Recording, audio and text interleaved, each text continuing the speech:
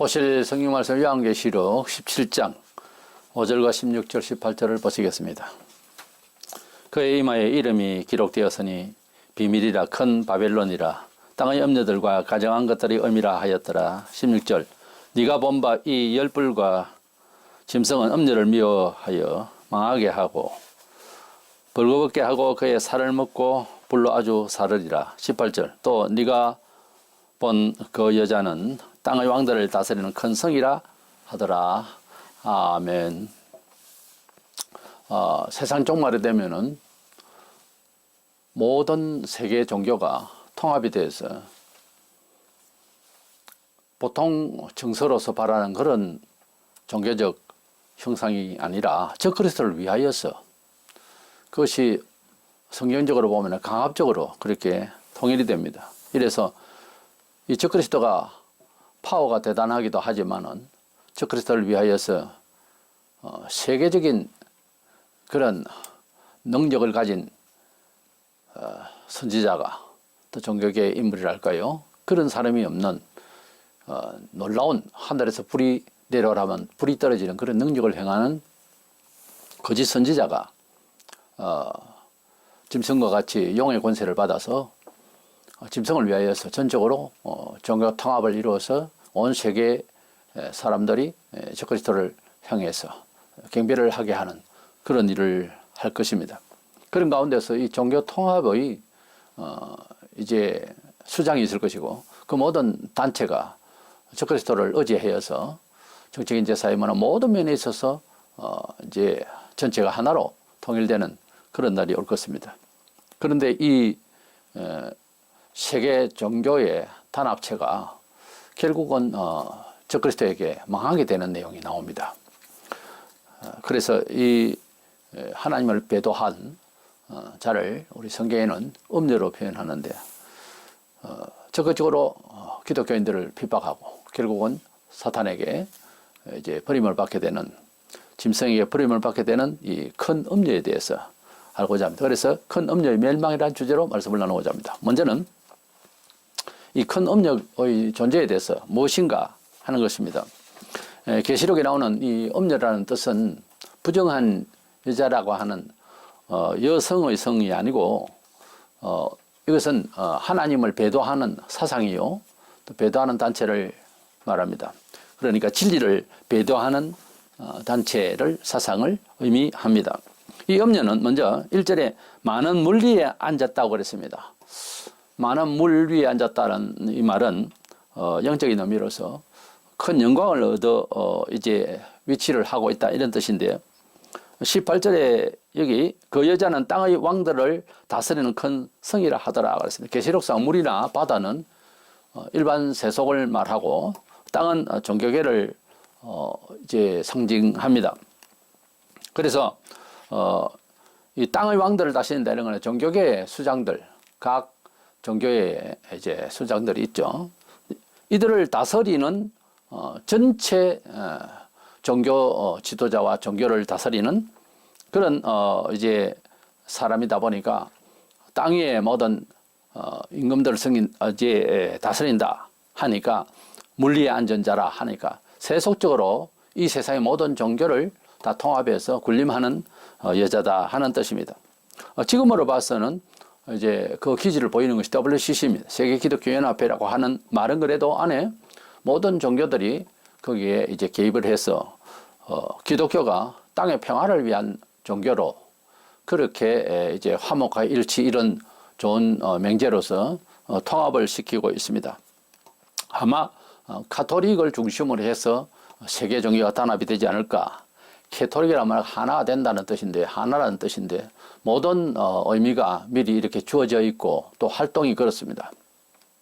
사실상 이 세계가 지금 20세기에 와서 특별히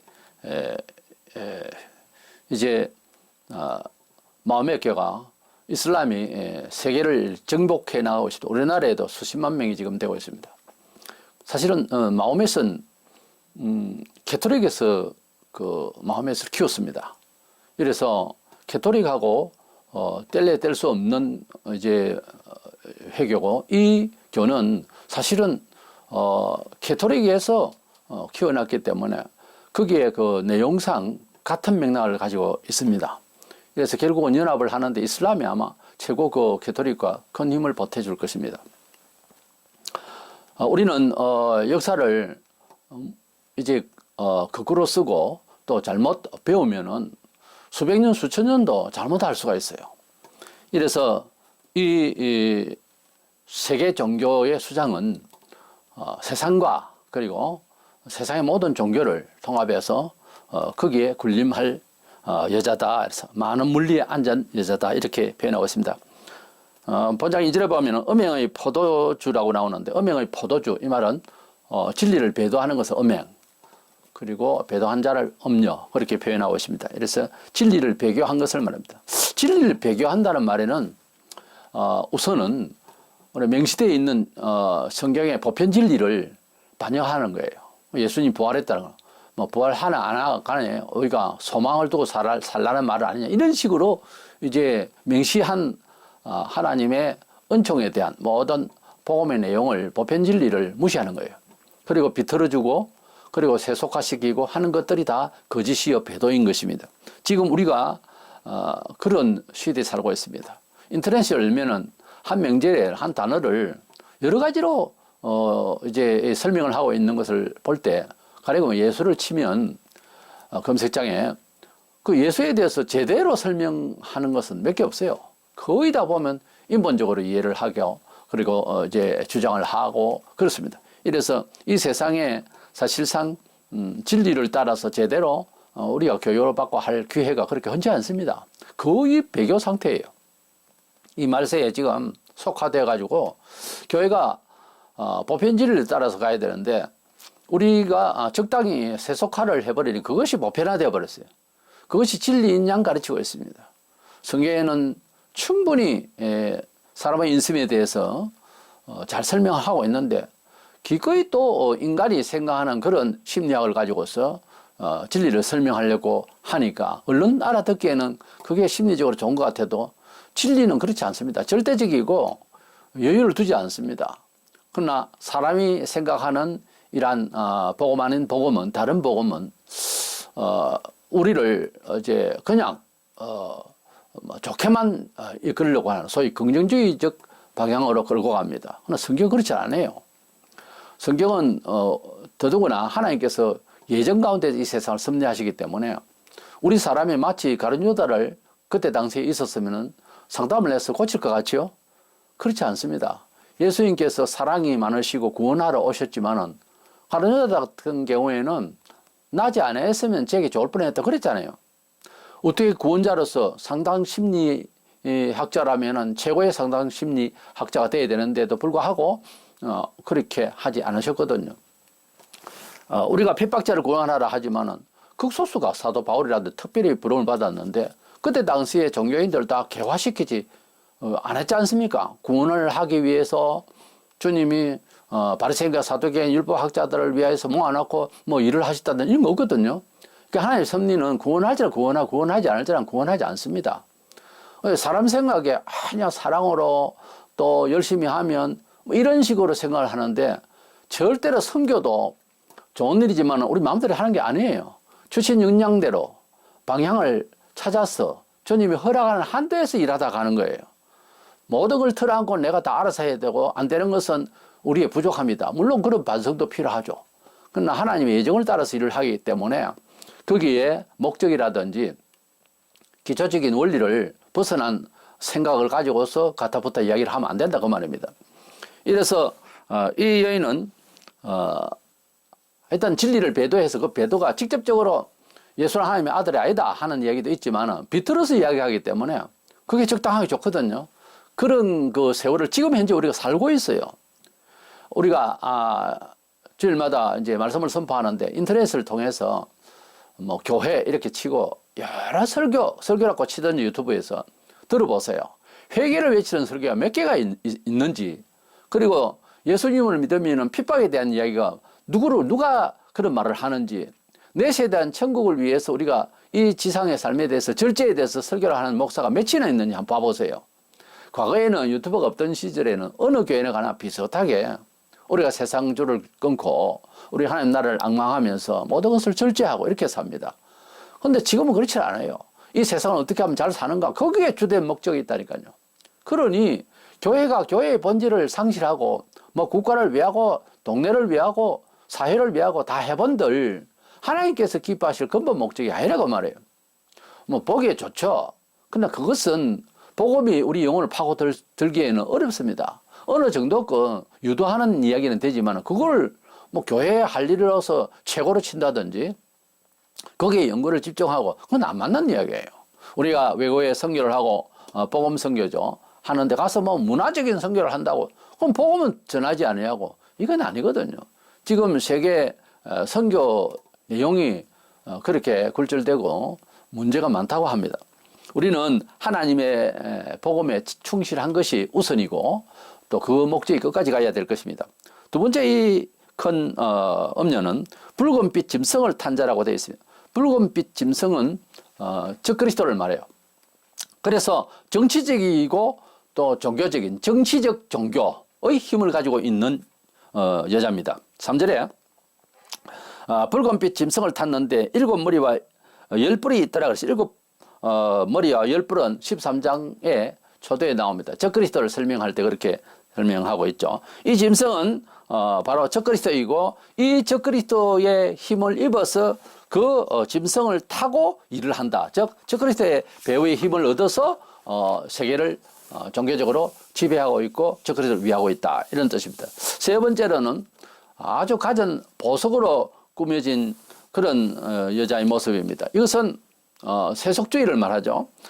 본장 4절에 그 여자는 자줏빛과 붉은빛 옷을 입고 금과 보석과 진주로 꾸미고 손에 금잔을 가졌는데 가정한 물건과 그의 음행의 더러운 것들이 가득하더라. 이 여자가 들고 있는 잔과 이 여자가 가지고 있는 이런 태도에서 볼 때에 이것은 어떻게 보면은 그리스도인들을 핍박하면서 거기에서 쟁취한 것들을 통하여서 이제 치장을 할 수도 있지만은 이렇게 세속적으로 이렇게 살고 있는 모습을 볼 수가 있습니다. 이단들이 보면은 굉장히 영적이고 신령한 얘기를 하는 것 같아도 돈을 축적해요. 그리고 돈을 좋아하고 돈을 숨깁니다. 다 그래요. 이것은 진리를 벗어날 때 그 다음에 생기는 것은 돈입니다. 성경에 하나님과 돈을 겸하여 섬길 수 없다 하는 말씀이 그냥 한 말씀이 아닙니다. 사람이 돈 아니면 하나님이요. 정확합니다. 때문에 내가 하나님을 많이 사랑하면 돈을 절제하고 돈을 안 버린다 그 말이 아니고 열심히 노력해야죠. 절제한다는 말이고 돈을 너무 좋아한다고 하면 자기를 돌아볼 때 하나님을 지금 덜 믿고 있다고 하는 사실입니다. 하나님의 목적에 부합하지 않는 삶을 정서를 가지고 있다고 반성을 해야 됩니다. 이건 뭐 심판날까지 갈 것도 없어요. 그래서 돈이냐 하나님이냐 이것만 생각하면 뭐 다른 것도 생각할 수 있겠지만 이것이 제일 큰 대목이에요. 그래서 돈이냐 하나님이냐고 이렇게 생각할 때 주일날 돈을 많이 벌일 수 있는 장사 어떤 기회가 왔다. 하나님이냐 오늘 예배하러 가야 되느냐 이런 거죠. 간단하게 말해서 하나님께 예배해야지 이렇게 생각을 하고 가면 그거는 돈을 이기고 있는 것이고 그래도 돈을 많이 모아서 다음에 헌금을 많이 하겠다. 그건 당신 생각이고 하나님이 돈 받게 하기 위해서 그래서 사람을 일을 시키고 열심히 하라는 건 아닙니다. 하나님은 학교의 장파째 은도 내 것이고 금도 내 것이고 돈 때문에 하나님이 우리를 부른 거 아니에요. 그건 큰 오해입니다. 아주 선심스러운 듯이 그렇게 말하지만은 오늘 많이 벌어서 다음에 헌금하고 다음 주에는 주일날 예배하겠다. 생각 틀림없는 거예요. 잘못 알고 있는 거라고. 천지 만물의 주인을 몰고 한 소리라고요. 하나님이 언제 돈 받기 위해서 부른 거 아닙니다. 그건 오해예요. 하나님이 돈이 없어서 가난해서 아닙니다. 자줏빛과 붉은빛 옷 이는 왕의 권위를 가졌다 하는 뜻입니다. 그런 권세를 말해요. 성도의 세마포 옷과는 아주 대조적인 그런 옷입니다. 금보석으로 치장하고 또 그들이 취하는 것들은 모든 것이 세속적으로 충만하고 있는 것을 볼 수가 있습니다. 본문 5절에 보면 그의 이마에 이름이 기록되어서는 비밀이라 큰 바벨론이라 땅의 음녀들과 가정한 것들의 음이라 하였더라 그랬어요. 그렇기 때문에 모든 가정한 것들 종교계에 말하자면은 교회 사회에서도 도저히 복음되지 못한 소리로서 교인들을 미혹하고 계속적으로 지금 그러고 있습니다. 온 교회가 지금.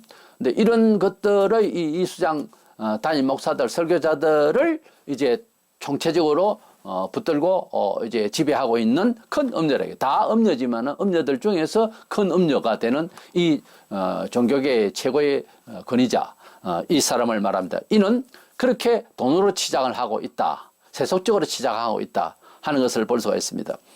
우리는 세인들이 어떤 때는 눈이 밝아서 그런지 어쩌는지 목사가 또는 교인이 너무 돈을 좋아하거나 이러면 비판합니다. 신앙이 작을수록 초보일수록 더 그것이 보여요. 왜냐하면 돈에 워낙 찌들려 있었기 때문에 돈을 좋아하면 내가 생각하던 이거 좀 절제하고 신앙인으로서 고상하고 싶어서 왔는데 말하자면 목사가 돈을 더 좋아한다 하면 대번에 그것이 보입니다. 아주 확실하게 보이죠. 그런데 교회가 오히려 눈이 어두워서 우리가 무엇을 좋아하고 있는지를 잃어버리고 그래 세속화되어 있으면 세상으로부터 핍박을 받는다니까요. 욕을 듣고. 그것은 진리를 향해서 살다가 받는 핍박도 아니에요. 그건 꾸지람이죠. 하나님께서는 이스라엘 백성도 잘못할 때 불신세계 나라를 가지고서 매질을 했어요. 지금 그런 상황이라.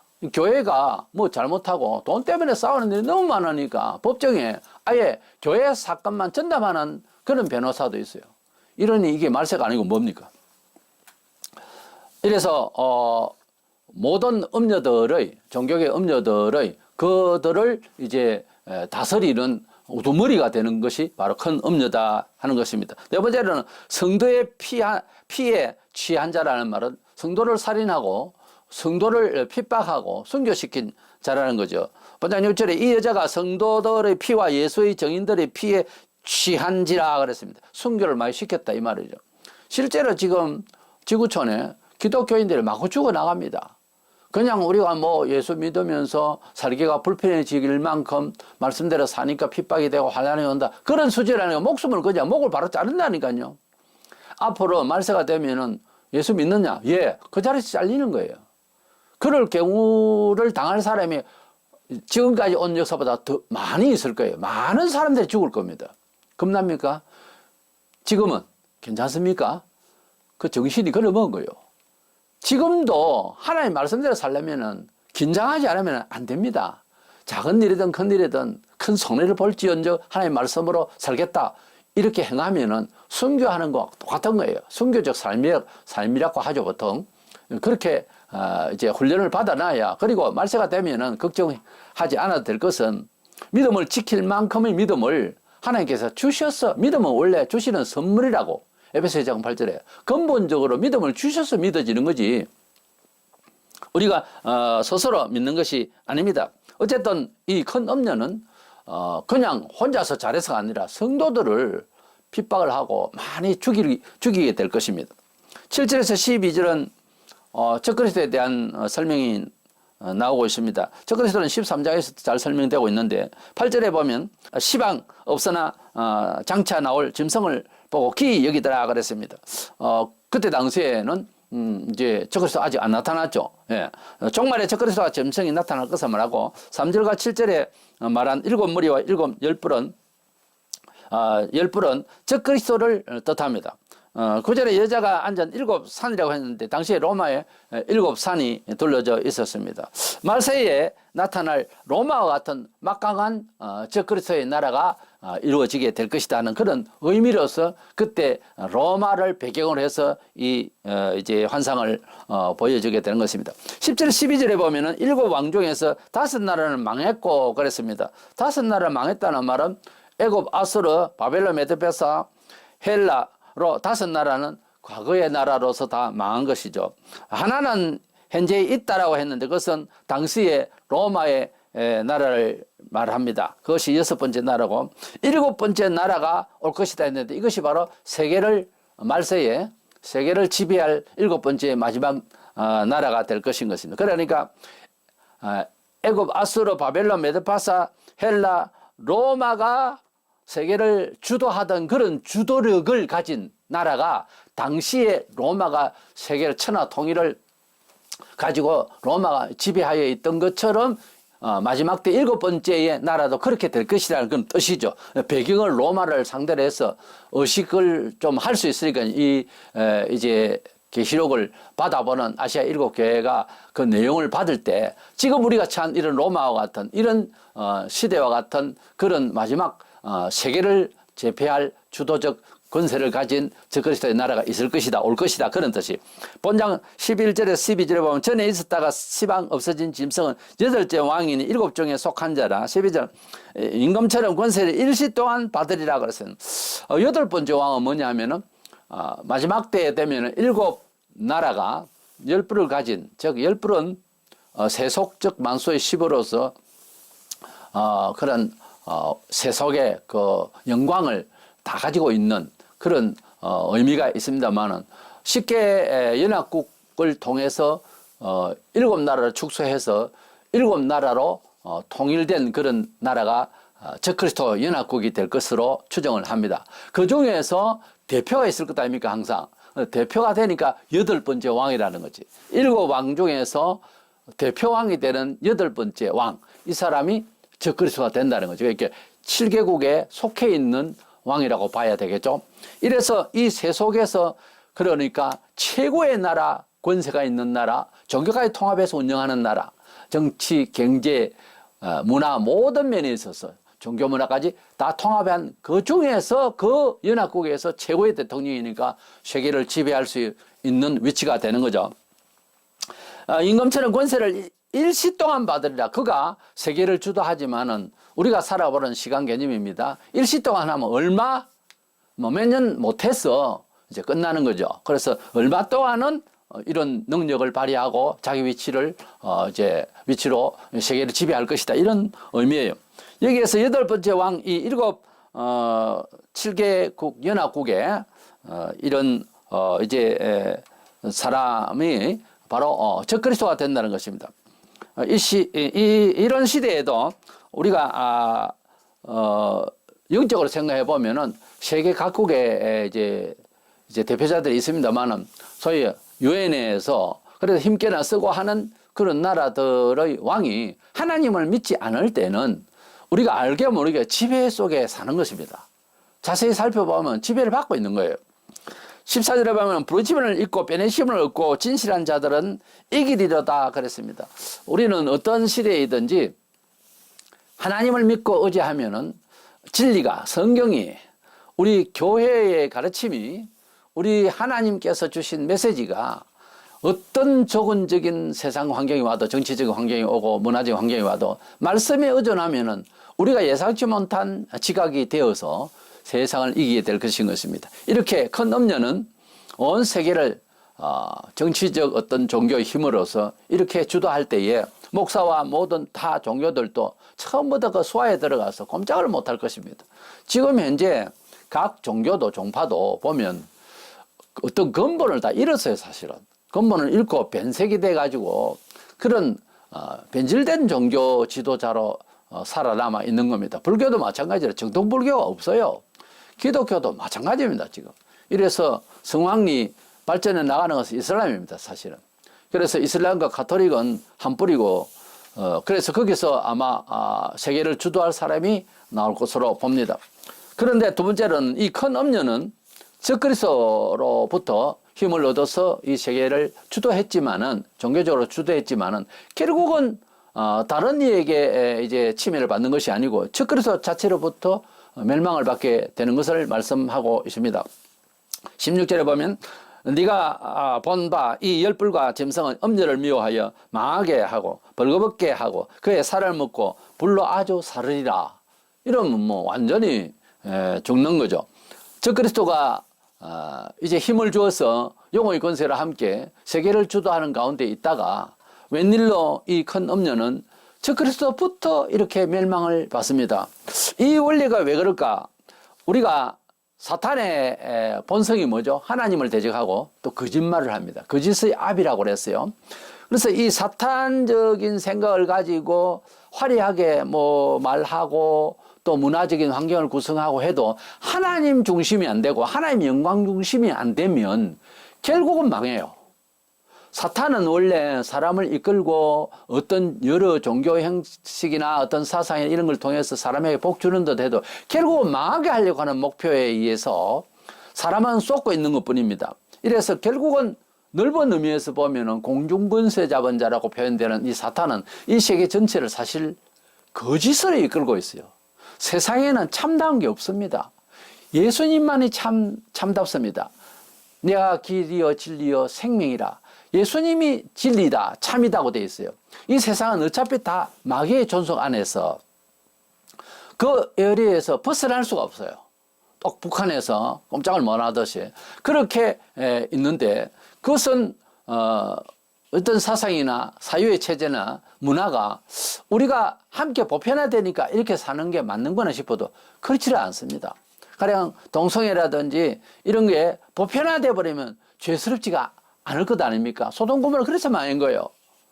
그게 담은 10분의 1이라도 이제 남았으면 거기에 이제 힘을 내고 하겠지만 약하겠죠. 전체에서 10%, 20% 절반이 잘못돼도 잘 모를 수가 있어요. 그러나 보편화되어 버리면은 죄의 기준이 흔들린다니까요. 아예 죄의 기준이 잘못돼 버려요.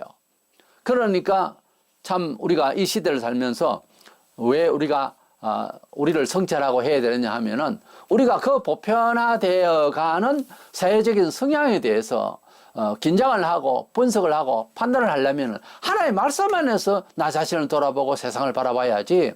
요즘 사람들이 어떻게 생각하느냐 그걸 전제로 교회 직분이라든지 뭐 하지 마라 하는 뭐 여자 목사를 만들거나 여러 가지가 하나님의 말씀에 벗어난 것을 오늘 이 시대가 요청하니까 하도 그리고 적용이 좋으니까 그거는 진리가 아니에요. 아니라니까요. 성경이 말한 대로 끝까지 가야 될 줄로 믿습니다. 디모데후서 3장 13절에 악한 사람들과 속이는 자들은 더 악하여져서 속이기도 하고 속기도 하나니. 그렇습니다. 세상은 마귀의 권세 아래에 있습니다. 이것은 불신자에게 직접적으로 정서상 할 수 있는 얘기는 아니지만은 그것을 통해서 하나님의 복음을 이제 증거하기 위하여 그렇게 함께 이제 동원되어야 할 말이지만은 그들이 지금 저에게 있는 영혼 상태는 마귀의 지배권 안에 딱 들어있기 때문에 그걸 의식을 못 합니다. 오래된 세월을 살다 보면은 아예 더 몰라요. 이러니까 뭐 왼쪽이든 오른쪽이든 앞뒤 사람 다 만나봐도 다 비슷하게 세속적으로 사니까 뭐 이렇게 사는 게 사는 거구나 이렇게 하고 있는 것이지 예수 없이 사는 사람은 우리가 예수 믿는 사람으로서 볼 때는 이거 아주 확연히 드러나요. 목표가 하나님께 영광이 안 될 때는 그냥 세속적이면 이것은 마귀 거란 말이에요. 우리가 먹고 입는 게 다 마귀 거냐 그 말이 아니고 목적이 그리 되지 않으면 끝까지 가버려. 그렇게 먹는 것 입는 것을 끝나는 거예요. 그 이상은 뭘 알 길이 없어요. 세상에는 아무리 책을 지으려고 교수가 있고 박사가 되어도 알 수가 없어요. 이게 사후의 세계를 모른다고. 그러니까 우리가 삶을 살아갈 때에 뭐 7, 80생애까지 이제 사는 게 보통 인간인데 뒤돌아보면 허무하고 모세의 말한 대로 수고와 슬픔뿐이에요. 왜 그럴까요? 하나님의 영광을 위해서 살지 못하면 수고와 슬픔밖에 없어요. 사실은. 인생이 70이요 강건하면 80 했는데 80에 부름받아서 제대로 일을 40년 동안 하다가 모세는 죽었습니다. 그러니까 자기가 뭐 7, 80 사는 것까지는 다 수고와 슬픔뿐이란 말이 어떻게 보면 자기 자신의 회상이고 그 말이 맞죠. 이러니까 인생이 7, 80까지만 사는 건 잘못이다 그 말이 아니고 그냥 하나님을 떠나 있어서 사는 것은 수고와 슬픔뿐이란 말이 맞다는 거죠. 모세가 회상할 때도 그렇다는 거죠. 그가 80의 부름을 받고 40년을 하나님의 영광을 위하여서 많이 산다고 살았거든요. 그런 뜻이에요. 뜻이. 그러니까 우리가 인생을 살아가면서 10년을 살든 30년을 살든 100살을 살든 얼마나 하나님께 영광을 돌리면서 그 목표로 살았느냐 하는 그것만 인생이에요. 그것만 참 역사라고. 그것만 건지는 인생이에요. 안 그런다면 전부 다 홍수에 뭐 어제 떠내려가는 그런 물건처럼 그렇게 다 흘러가고 마는 것입니다. 우리가 이 세상에서 이렇게 내가 잘났네 또 비석도 씌워주고 또 뭐 이렇게 동상도 씌워주고까지 해도요. 다 세월을 흐르면은 그 동상도 찌부러지고 비석도 삐뚤해지고 다 쓰러지고 없어집니다. 우리가 하나님의 나라와 그 의를 사모하지 아니하고 이 세상을 그냥 막 살면 그 막 사는 거예요. 사실은 무슨 철학을 하고 과학을 해도 하나님께 영광을 하지 않으면 영광을 돌리지 않으면 다 원래 썩는 거예요. 이 큰 엄녀는 자기 딴에는 이제 뭐 세력을 얻어서 인생 건졌다 뭐 내 인생은 영광이다 싶어도 결국은 자멸하는 것이 아니라 적그리스도로부터 멸망을 받잖아요. 이래서 우리는 하나님을 떠나 있는 배도의 정신세계는 즉그리스도가 지배하기 때문에 처음에는 뭐 잘 되는 것 같고 좋을 것 같지만은 이 큰 음녀가 결국 망하듯이 결국은 그리 살면은 쏟고 사는 겁니다. 이래서 오늘 우리는 마지막 때 종교계와 온 세상을 정치적 종교의 힘으로서 세계를 주도할 그런 큰 음녀의 멸망을 보았습니다. 이것은 마지막까지 갈 것인데 정말 마지막 나팔 재앙 안에서 이렇게 큰 음녀는 불에 타 죽듯이 완전히 멸망을 받게 된다는 점을 보면서 아무리 세상에 좋은 기회가 와도 배도의 기회에는 참여하지 마세요. 그 끝은 결국은 망합니다. 세상 일이 그런 일 많아요. 경험할 수 있잖아요. 우리는 이 큰 음녀의 이제 멸망의 주 원인이 뭐다? 즉 그리스도의 거짓의 그 배교 사상에 쏘았다는 거예요. 우리가 잠깐 세상의 영화를 위해서 배도의 길을 얼마든지 갈 수 있는 기회들이 앞으로 올 것입니다. 절대 조신하여 경건하여 경성하여 이 시대에 하나님의 진리를 끝까지 목숨 걸고 잘 지켜나가면은 간혹 죽을 수도 있고 쓰러질 수도 있고 손해볼 수도 있지만 대부분 다 살아납니다. 이래서 우리가 진리를 배도하지 않고 끝까지 내 자신을 위하여 하나님께 영광을 위하여서 끝까지 이를 악물고 인내하고 그래서 믿음으로 승리해 나가기를 주의 이름으로 축원합니다.